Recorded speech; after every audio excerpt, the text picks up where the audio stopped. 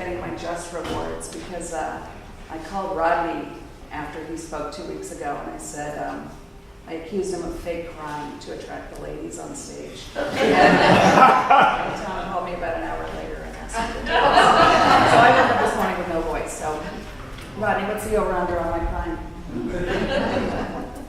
Thumbs up. Okay. Where do I start? Good Lord. I suppose with what it is I want to say about this community. Since I started coming here, I felt like I know a little background. I grew up here in Lake Forest, down the road. My family's faith was fair weather. As my dad said once to the minister, asking where he had been for a few weeks, summer is for golf, winter is for God. He was Episcopalian, his grandparents pillars of Holy Spirit. I was baptized, confirmed, and married at First Press, my mom's church. In an hour, I will go there in remembrance of her as part of the recognition of parishioners who died this year. Growing up, I went back and forth between the two, and always and throughout, I maintained an interest and studied other faith traditions, particularly those of India and the East. My husband Ross went to Kenilworth Union, where he lip-synced in the choir until he finished high school at age 20.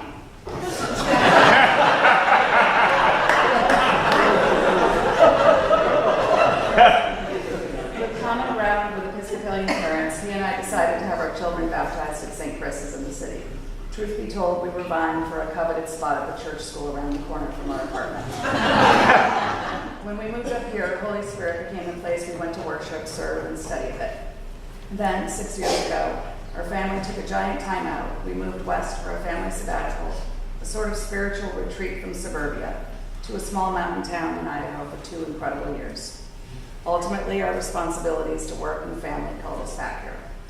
Re-entry was a bit of a bear, as we had returned a little different, with expanded perspectives and needs, I suppose. Enter Rodney Workman. His enthusiasm and invitation to come hear this guy who preaches with a newspaper in one hand and a Bible in the other was irresistible. Now, don't go telling everyone I brought you here, he first said. I don't want them thinking I'm all churchy. So, I hear you, Rodney. Here we are. So Ross and I were immediately hooked. Allie Ahern's rendition of The Little Drummer Boy sent shivers up my spine. Tom's Caddyshack references brought immediate buy-in from my husband. And with bleacher seats, BYO coffee, a reasonable start time, what was not to like? The spirit here felt real, and it took hold with our kids too. My son Peter saved a particularly inspiring bulletin and posted a beautiful prayer about suffering and faith in his bedroom. Our son Luke went on work trips, hardly working, but observing, no doubt. And our middle school daughter Whitney made new friends and meditated at MSG. The community church and way of life and faith resonated. Clearly, these were no ordinary ministers. First was the super charismatic first responder in the pickup, who could bring a house of listeners to their knees with his powerful sermons. And then came Boy Wonder from Boulder.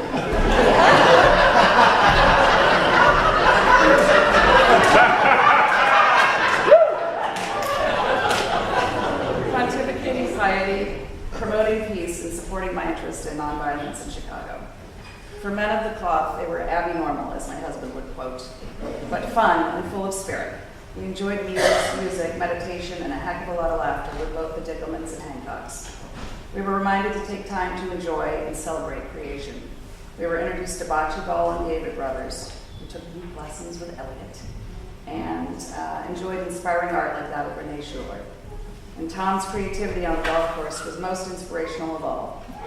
His shameless commitment to try to get better at the game revealed a faith and a hope which truly surpassed all understanding.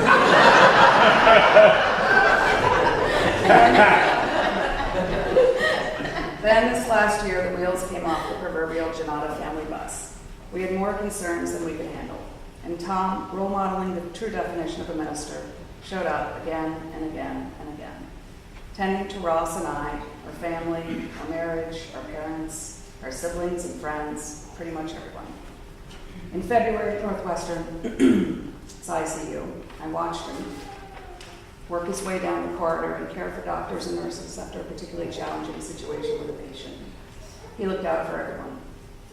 The demented decisions of the 18 and 80-year-olds in our lives were too many to count.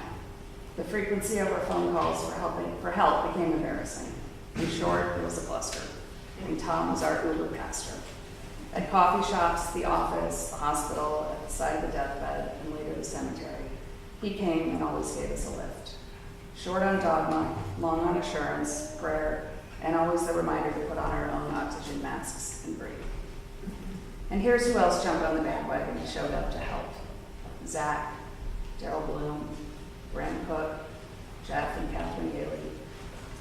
Faithful friends inspired, I know, by the highly contagious spirit that fills this place. During some pretty desperate times, the people that make up this community leaned way in and were never afraid, with scenes that were neither pretty nor fun.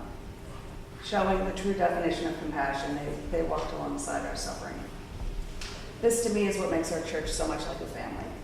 And like a real family, it is filled with a lot of love, humility, and a dash of dysfunction. And thank God, great, great humor. Years ago, while driving in the city, I stumbled upon a random Moody Bible radio show. A man was ranting on about who was ministering to the ministers, reminding listeners to look after their pastors. I still think about it, especially in the wake of having received so much from ours. So now, as I find myself in a bit of a clearing from chaos, I'm hoping not to be asking for a while anymore, for a while anyway, what my community church can do for me, but rather what I can do for it. And I suspect that is to return the same gift of unconditional love and support that it has given me and my extended family. I hope you will join us in doing so. In good faith, these guys we call our ministers give generously and fully with grace, so much more than they receive. I want to make sure we have their backs. God knows we can always count on them to have ours.